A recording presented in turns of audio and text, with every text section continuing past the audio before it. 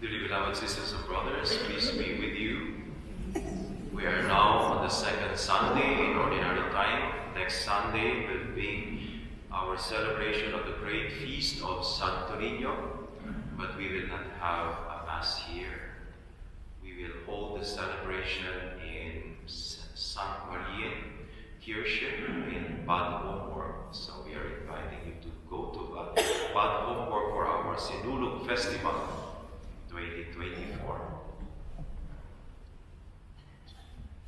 3 weeks ago, a deacon of our diocese in Alaminos sent me a message. He said, "Hello, Father Francis, I wish to inform you that I will be ordained a priest on January 12. I am your former student in St. Joseph College Seminary, and I will be ordained with RL, who was also your former student." Then I realized, am I that old already? My former students in the seminary are now getting ordained as priests. But I was so happy that many of my former students have become priests. I responded to his message and I said, I am happy that you stay on the path that God has designed for you. Natutuwa ako dahil nanatili ka sa landas kung saan ka tinawag ng Panginoon. Let me focus our reflection on the first reading from the book of Samuel and from our Gospel, from the Gospel of John. In the first reading, we heard about Samuel, who heard God's voice for the first time. The story of Samuel is one of the most beautiful stories in the Old Testament. Samuel was this young kid. He was the son of Hannah. His mother, Hannah, prayed for some time, for a long time, to have a child. He prayed to God for a child. And then she received this gift. After she gave birth, she went back to the temple and offered this child.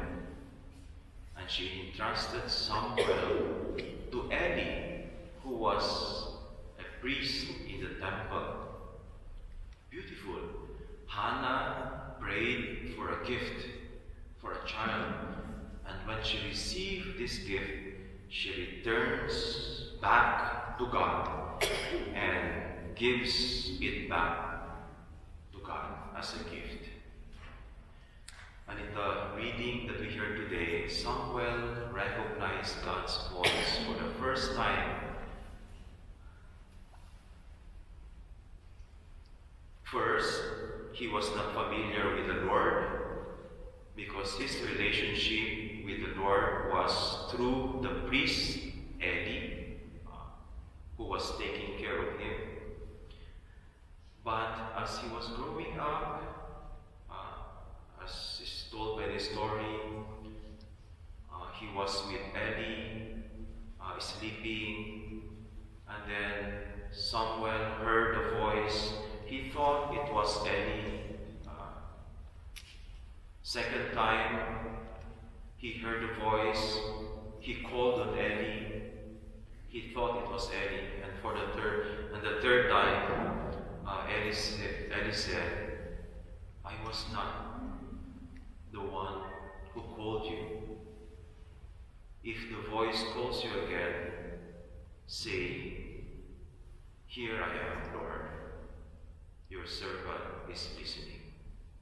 And the third time the voice called Samuel, he recognized that it was the Lord. And he responded, Here I am, Lord. Your servant is listening. In the Gospel, we hear about the first encounter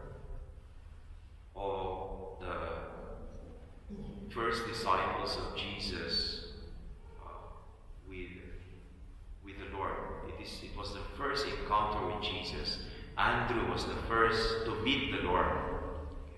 And he heard about Jesus through John the Baptist, who said, "This is the Lamb of God."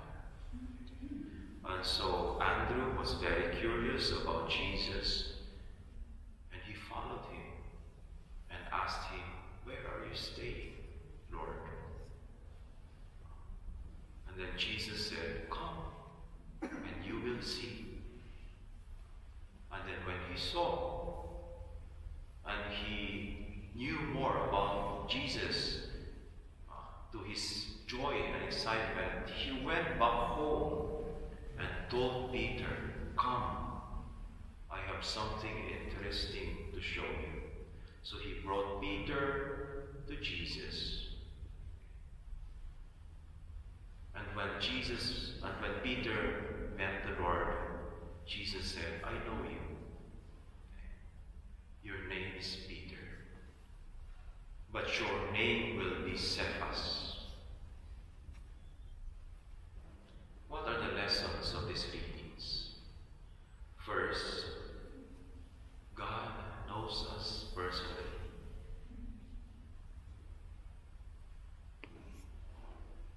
The relationship of Samuel to the Lord, first, it was not personal. Then it became personal. Then it became radically personal. The same with Andrew and Peter. First, it was not personal. And then it went very personal. And then radically personal. That is how the Lord calls us. God knows us personally. He speaks to us. He calls us to live for Him.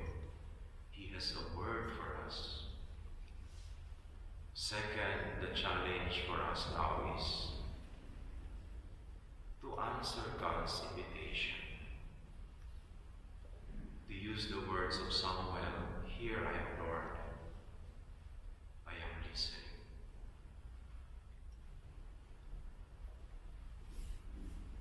Can we reflect for a moment? What prevents me from recognizing the voice of God? What prevents me from answering God's invitation? What prevents me from meeting Christ in the Mass? What blocks my heart from knowing it is the Lord who is speaking?